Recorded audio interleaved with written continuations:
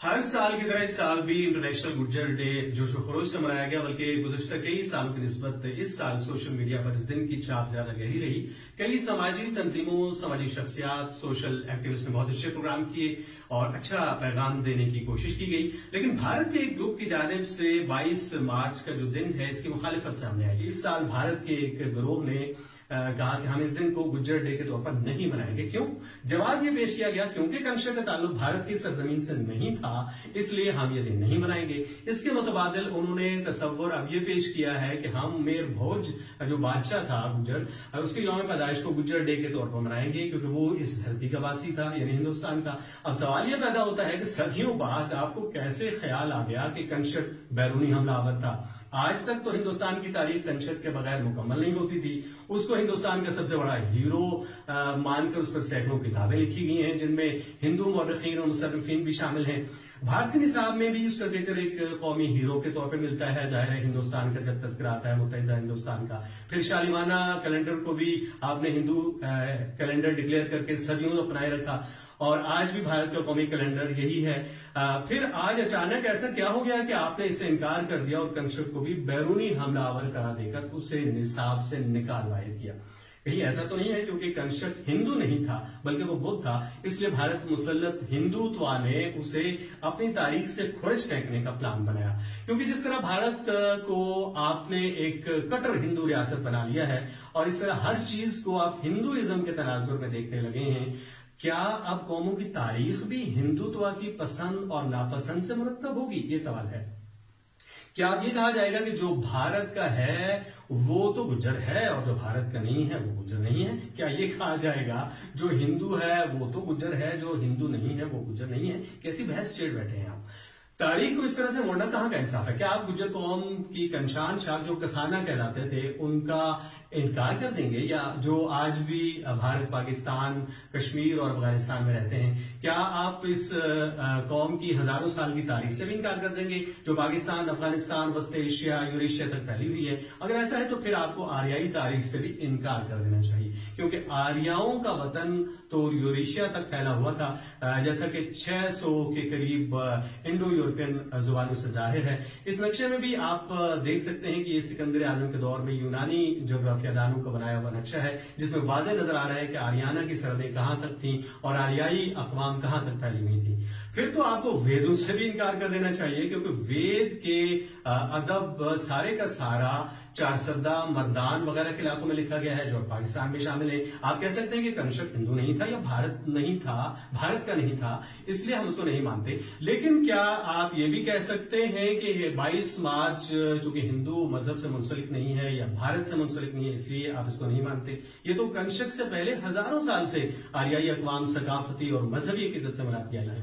22 مارچ ہمارے دیسی calendar شالیوانہ شاکا calendar کے مطابق چیت کی پہلی کہلاتا ہے، یعنی نئے سال کا پہلا دن ہے۔ اس میں اختلاف ہو سکتا ہے کہ جس دن شالیوانہ شاکا کیلنڈر کا آغاز ہوا اس دن کنشک کی تاج پوشی تھی یا نہیں، یا اس دن کنشک نے شالیوانہ پر فتح پائی تھی یا نہیں۔ تاہم اس بات میں کوئی اختلاف نہیں کہ شالیوانہ شاکا کیلنڈر کا آغاز سال کے پہلے دن سے کیا گیا، جو تمام آریائی اقوام کے نزدیک سال کا پہلا دن اور مقدس دن تھا، جو نظام شمسی اور نظام بروج کے اعتبار سے بھی سال کا پہلا دن ہے۔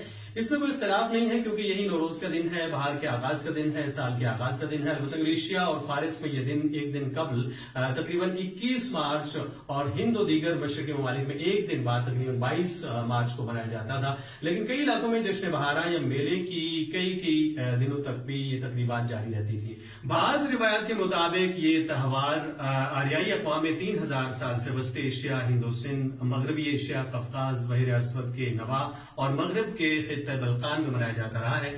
نظام شمسی میں دراصل یہ وہ دن ہوتا ہے جب زمین کے شمالی نصف کرے کا جھکاؤ سورج کی طرف ہونا شروع ہوتا ہے، جس سے رات کی نسبت دن بڑھنا شروع ہوتا ہے۔ اور موسم، فضا اور زمین میں ایسی تبدیلیاں آنا شروع ہو جاتی ہیں جو فصلوں کی کاشت، درختوں کے پھلنے پھولنے اور انسانی سرگرمیوں میں تیزی اور تحریک لانے کے لیے موزوں ہوتی ہیں۔ یہ آریائی اقوام چونکہ زمین کے شمالی نصف کرے میں آباد تھیں، اس لیے چیت 22 مارچ سے قبل کے 3-4 مہینے جاڑے کا موسم ان کی سرگرمیوں کو تقریباً ختم کر دیتا تھا، بلکہ بعض انتہائی سرد علاقوں میں یہ اقوام جاڑے کا پورا جو موسم ہے وہ گھروں کے اندر بند رہ کر گزارتی تھیں۔ اس دوران درخت خشک اور زمینیں فصلوں سے خالی رہتی تھیں۔ بہار کے دن ان اقوام کے لیے انتہائی خوشی کے دن ہوتے تھے، کیونکہ اس کے بعد فصلوں کی کاشت، پھلوں کی پیداوار سمیت ان کے روزمرہ معمولات میں ایک تحریک پیدا ہوتی تھی، اور اس میں خوشی میں وہ گھروں سے باہر نکل کر کسی کھلی جگہ میں اکٹھے ہو کر یہ دن مناتے تھے۔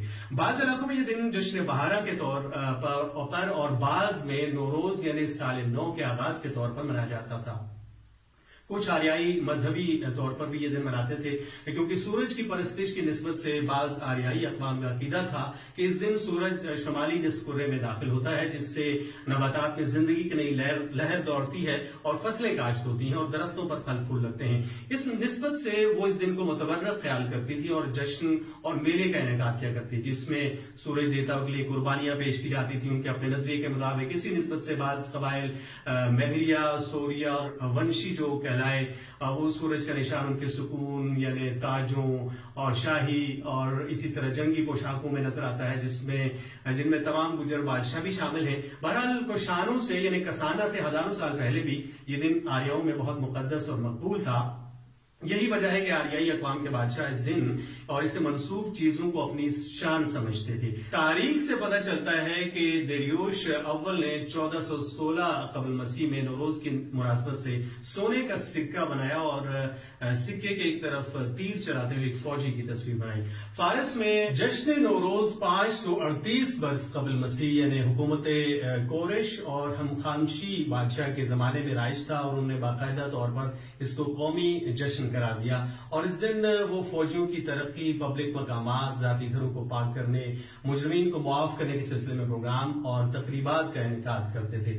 نوروز آج بھی ایرانیوں کا اہم ترین جشن شمار ہوتا ہے۔ ساسانی عہد میں عید نوروز کا جشن کئی دن تک منایا جاتا تھا۔ اس کے علاوہ کردستان، عراق، آذربائیجان، ترکی، جارجیا، البانیا، جنوب مغربی روس، Tajikistan, Turkmenistan, Uzbekistan, Sinkiang, Kazakhstan, Pakistan, Bharat, Bangladesh, شامی کردوں کے علاقے جہاں آج موجود ہیں، ان علاقوں میں بھی قدیم دور سے یہ دن جشن بہارا یا سال نو کے آغاز یا مذہبی حوالے سے منایا جاتا رہا ہے۔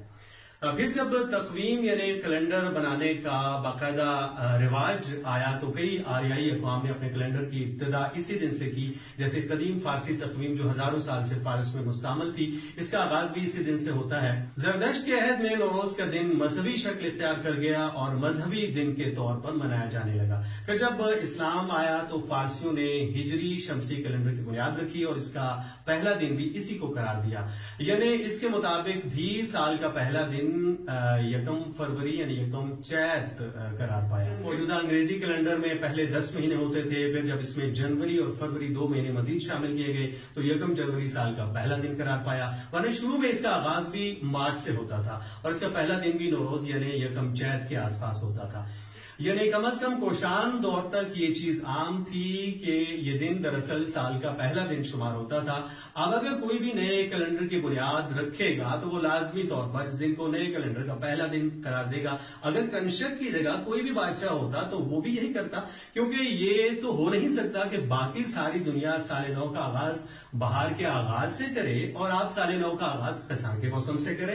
البتہ یہ اتفاق ہو سکتا ہے کہ اس دن کنشک کی رسم تاج پوشی ہوئی جو پہلے سے سال کا پہلا دن تسلیم شدہ تھا، کیونکہ آج تک کسی بھی جو بڑی تقریبات ہیں مقدس اور بڑے دنوں میں جو رکھی جاتی ہیں، جیسے 23 مارچ پاکستان کی تاریخ کا اہم ترین دن ہے، اس طرح آج بھی کئی بڑی تقریبات 23 مارچ اور 14 اگست کو رکھی جاتی ہیں۔ پھر جب کشان یعنی کسانہ بادشاہت میں 22 مارچ 78 عیسوی کو مشہور شالیوانہ شاکا کیلنڈر کی بنیاد رکھی گئی تو اس کا آغاز بھی اسی دن سے کیا گیا، جو صدیوں سے آریائی اقوام نوروز یا سال کے پہلے دن کے طور پر مناتی آئی تھی۔ کنشک نے بھی وہی دن منایا، اس کے بعد جو گجر سلطنتیں تھیں اس میں بھی یہی دن منایا گیا۔